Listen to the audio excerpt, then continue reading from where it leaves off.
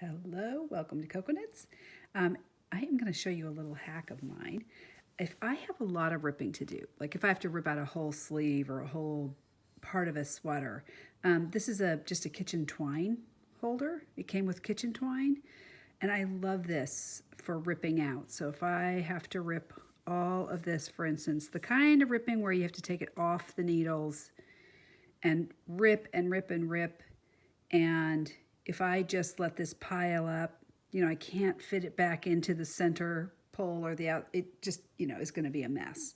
So what I do is take it where I start, and as I rip, I wrap it around this thing, and I try and wrap it as I rip it sort of at an angle. Instead of straight around it, I'm trying to kind of angle it and keep turning this so that it never gets stuck under here, because I'm going to pull up off of this, right? So I just keep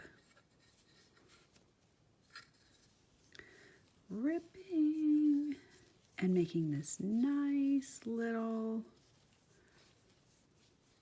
oops, yeah, the connected yarn is going to keep getting in the way, but you get the idea.